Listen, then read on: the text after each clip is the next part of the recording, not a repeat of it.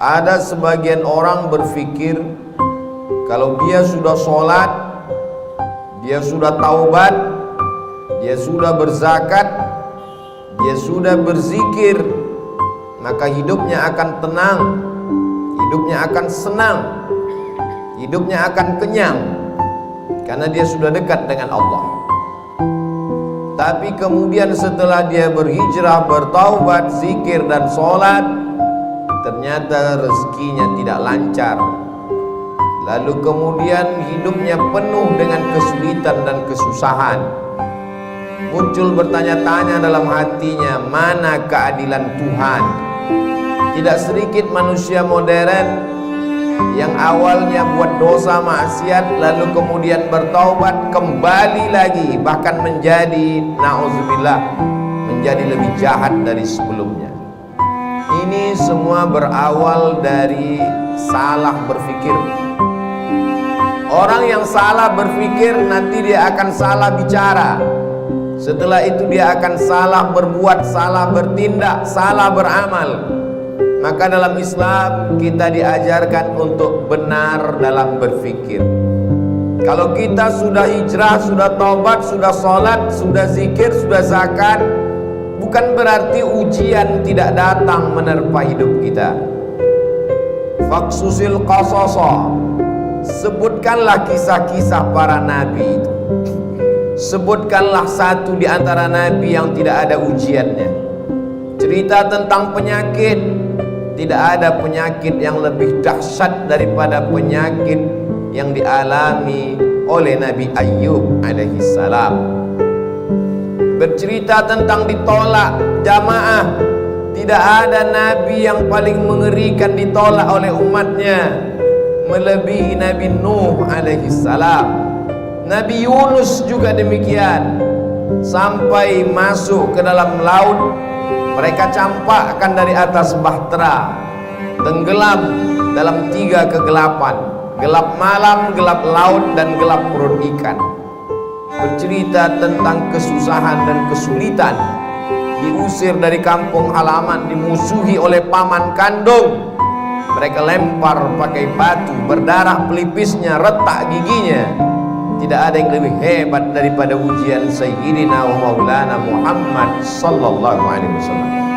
Jadi kalau ada orang berpikir kalau kita sudah soleh, sudah baik, hidup ini tidak ada ujiannya, dia sudah salah berpikir. Sholatnya benar, zakatnya benar, puasanya benar, berpikirnya salah. Kesalahan berpikir itu membuat orang akan berhenti sholat. Tetangga saya yang tidak sholat, tidak pernah ke masjid, badannya sehat, rezekinya lancar, semua berawal dari kesalahan berpikir. Hidup ini adalah ujian. Ujian itu tidak hanya penyakit, ujian tidak hanya kemiskinan. Bahkan dalam Quran dikatakan wa balawnahum bil hasanat, kami uji mereka dengan yang enak-enak. Jabatan adalah ujian. Di antara yang diuji dengan jabatan adalah Nabi Daud alaihissalam. Harta adalah ujian. Di antara nabi yang diuji dengan harta adalah Nabi Sulaiman alaihissalam. Kebagusan paras rupa yang ganteng juga adalah ujian.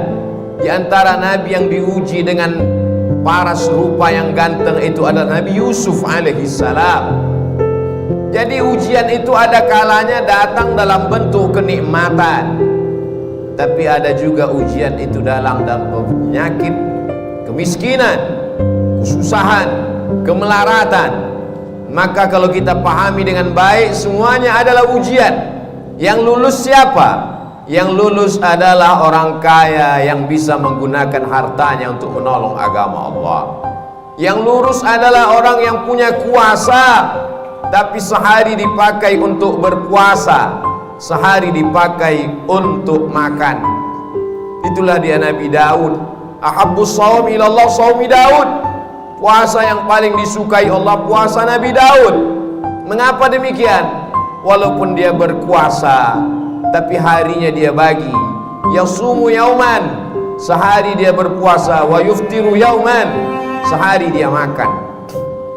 Sehari dia pakai untuk mengingat Allah, sehari dia pakai untuk mengatur rakyatnya, dan mengatur rakyat itu juga dapat pahala dari Allah Subhanahu wa ta'ala. Jadi kalau kita berpahaman, berpikiran benar, insya Allah apapun yang datang kepada kita, kita anggap sebagai ujian. Datang senang, ujian. Datang susah, ujian. Datang harta, ujian. Datang miskin juga ujian. Orang yang berharta lulus ketika harta itu tidak sampai ke dalam hatinya, hanya sampai di tapak tangannya.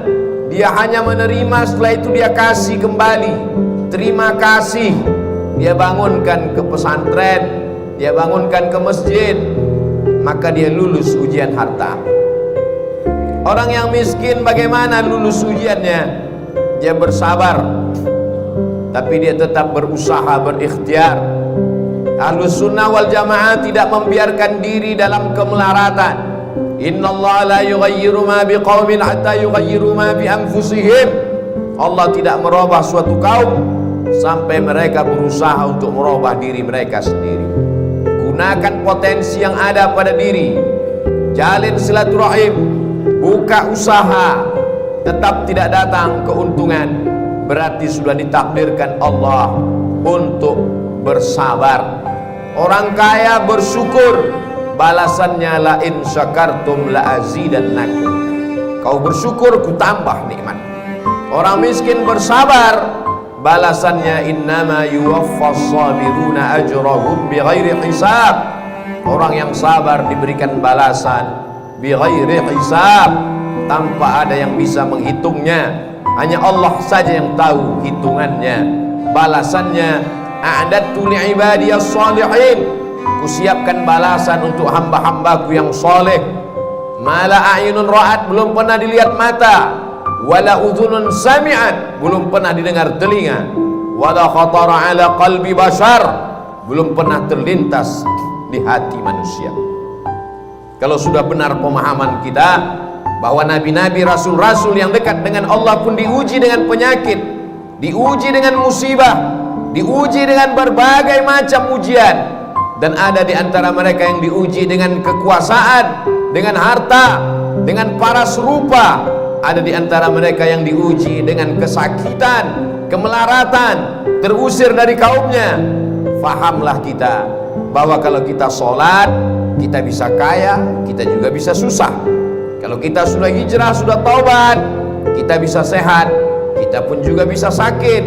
Sehingga kalau sudah hijrah, sudah taubat, datang penyakit silih berganti, datang ujian, bisnisnya jatuh, sholatnya tidak berhenti, dia tidak merajuk, tidak ngambek, tidak marah kepada Allah, karena dia tahu Allah menguji aku. Liyabluwani, Allah sedang menguji aku. Aashkur, apakah aku bersyukur? Am akfur, atau aku menjadi kufur kepada Allah Subhanahu wa ta'ala. Semua berawal dari kesalahan berfikir. Afala tatafakkarun, kenapa kamu tidak berfikir? Afala ta'qilun, kenapa tidak menggunakan akal pikiran? Tidak ada yang sulit bagi Allah Subhanahu wa ta'ala. Allah Maha Kuasa, fa'alul lima yurid. Dia berbuat sesuai kehendaknya, bukan kehendak atasannya. Dia tidak punya atasan. Wa huwa ala kulli syai'in qadir. Dia maha kuasa atas segala sesuatu. Tidak ada yang menguasainya. Tidak ada yang perlu membutuhkan proses waktu bagi Allah. Innama amruhu idza arada syai'an ay yaqula lahu kun fayakun. Maka ketika Nabi Ayyub alaihissalam makin parah penyakitnya, dia tidak mengeluh kepada Allah. Dia tidak mengatakan aku ini nabi, kenapa aku bisa sakit? Dia hanya berkata, Rabbi anni massaniyad durru wa anta arhamur rahimin. Rabbi, ya Allah, anni, aku, massaniyad durru, aku kena penyakit, wa anta arhamur rahimin, engkau maha penyayang di antara yang sayang. Kalau kita teliti satu persatu doa Nabi Ayyub itu, Tidak ada dia minta sembuh. Rabbi, ya Allah, anni, sesungguhnya aku, massaniyad durru, aku kena penyakit, wa anta arhamur rahimin, engkau maha penyayang di antara yang sayang. Lalu di mana kita yang meneteskan air mata hanya karena sesuatu yang belum ada apa-apanya dibandingkan Nabi Ayyub alaihissalam? Anaknya meninggal, kebunnya kering kerontang, hujan tidak turun, binatang ternaknya mati semua, malang tak dapat ditolak, untung tak dapat diraih, penyakit datang silih berganti.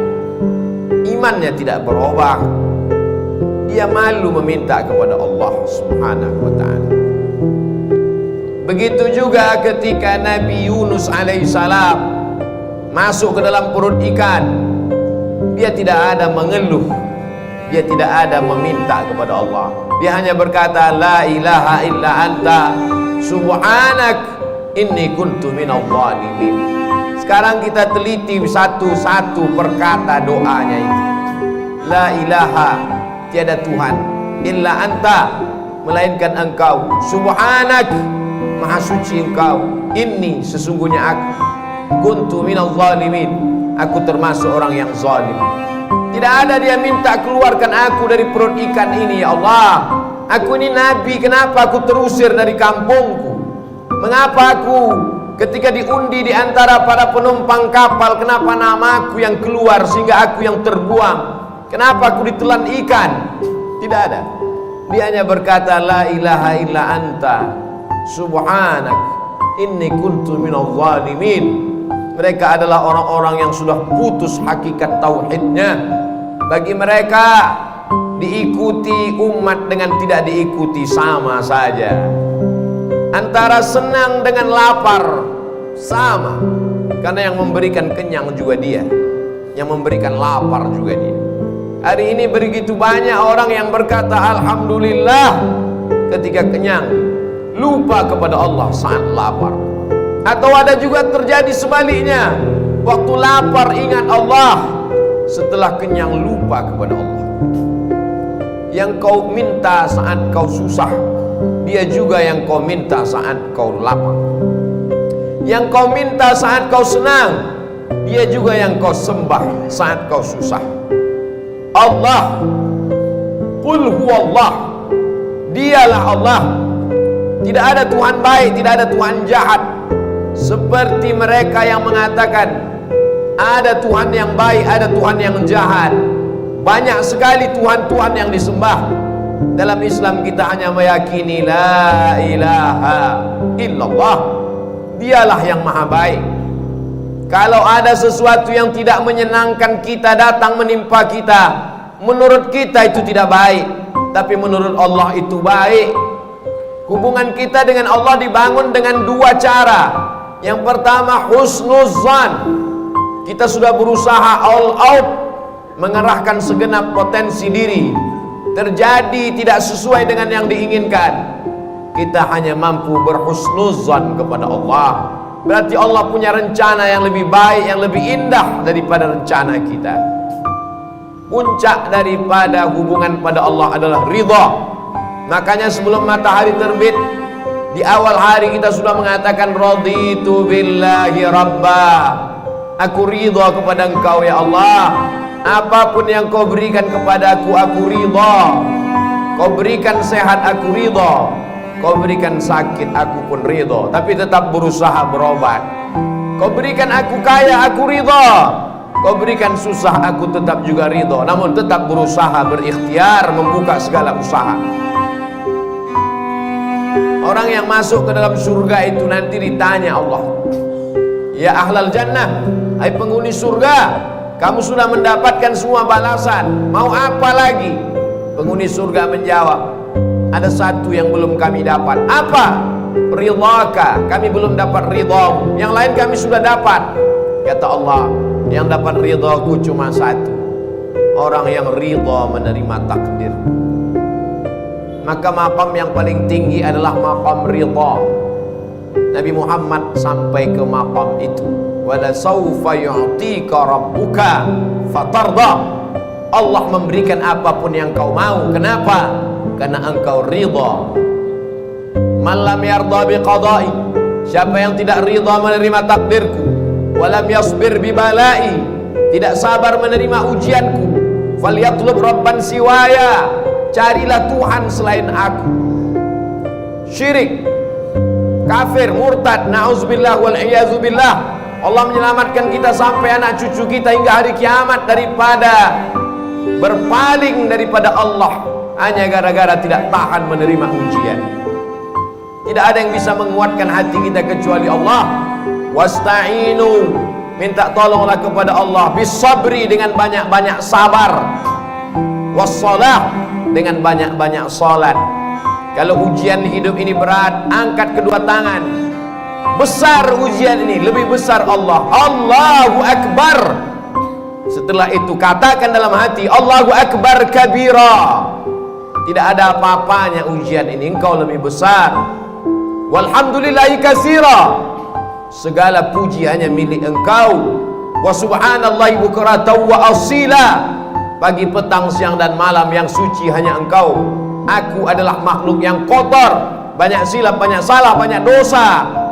Setelah itu mengakulah kepada Allah, wajjahtu wajhiya, aku hadapkan wajahku kepadamu ya Allah. Wajjahtu wajhiya lilladzi fataras samawati wal arda hanifan musliman wa ma ana minal musyrikin. Serahkan semuanya pada Allah.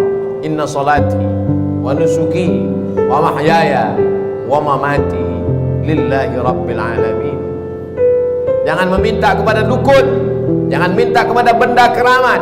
La syarika lahu wa bidzalika umirtu wa ana minal muslimin. Aku orang yang berserah diri kepadamu. Wala tamutunna illa wa antum muslimun. Jangan mati melainkan dalam keadaan muslim. Siapa muslim? Bersyahadat, salat, zakat, puasa, haji.